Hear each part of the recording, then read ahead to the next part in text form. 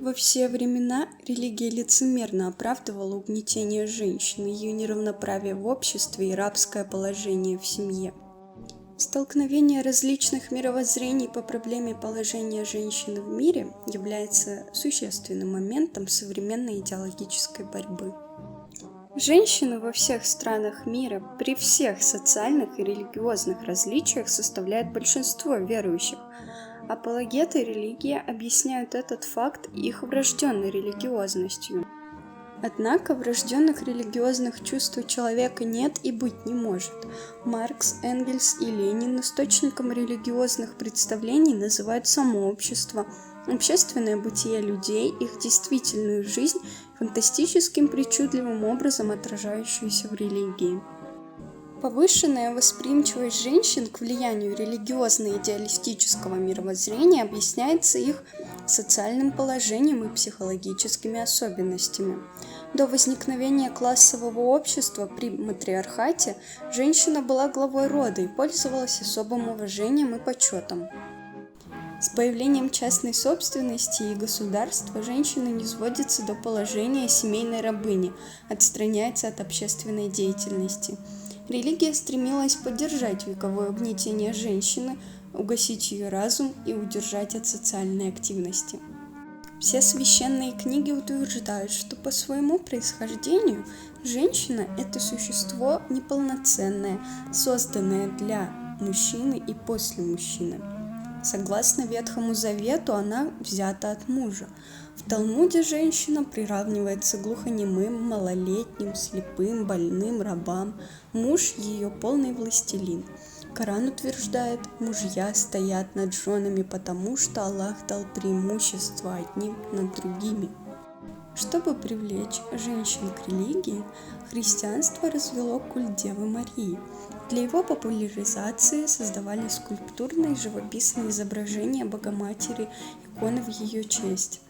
Но та же христианская церковь в эпоху Средневековья отправила сотни тысяч женщин на костер, обвинив их в колдовстве. В крепостной России помещик распоряжался холопкой как вещью, мог купить ее или продать. Религия внушала женщине, что за свои страдания она будет вознаграждена на том свете.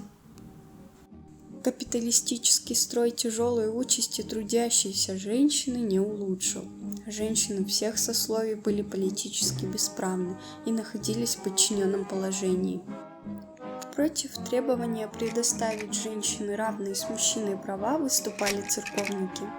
На положение женщины, поучал митрополит Макарий, лежит печать определения Божия. Непреложно это определение, никто не может от него освободить женщину. Великая Октябрьская социалистическая революция сняла с женщины эту печать определения Божье. В первых же декретах советской власти было провозглашено полное равноправие женщин в политической, экономической и культурной жизни. Церковники усмотрели в этом сильнейший удар по своей идеологии власти и передали новые декреты анафеме.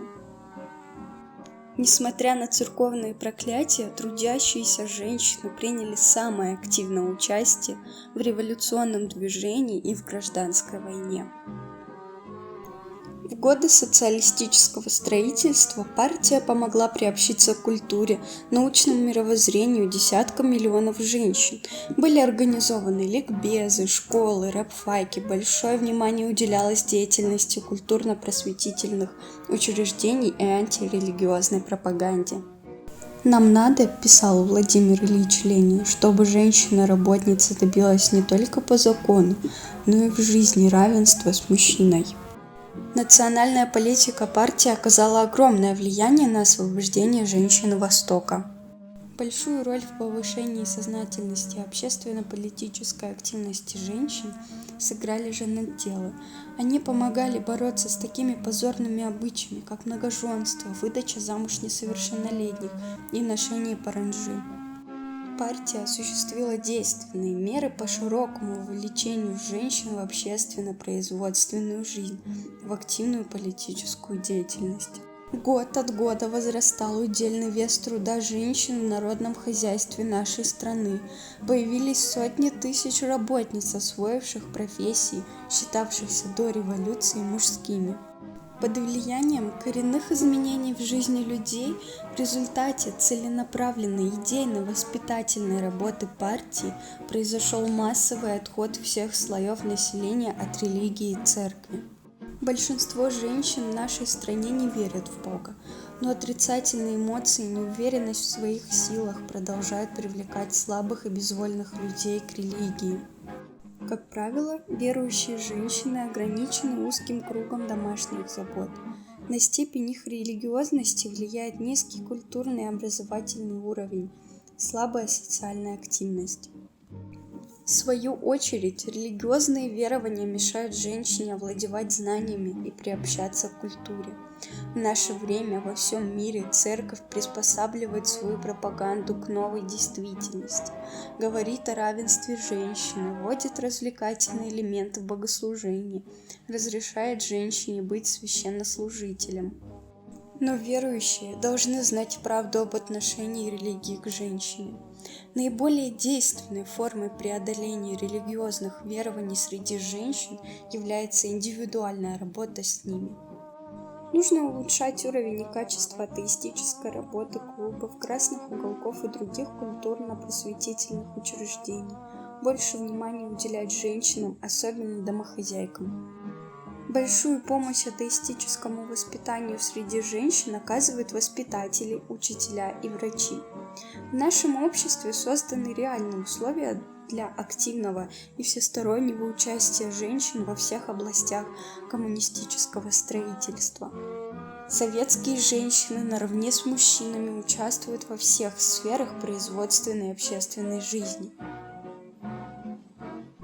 Важная задача идейно-воспитательной работы добиваться того, чтобы революционная идеология и мораль рабочего класса, его коллективистская психология, интересы и взгляды определяли духовный облик всех советских людей. Материалы июньского пленума ЦК КПСС, 1983 год. Уверенность женщины в завтрашнем дне, возможность развивать свои способности, полноправное участие в общественной и культурной жизни страны способствуют утверждению у нее оптимистического и научно-материалистического мировоззрения.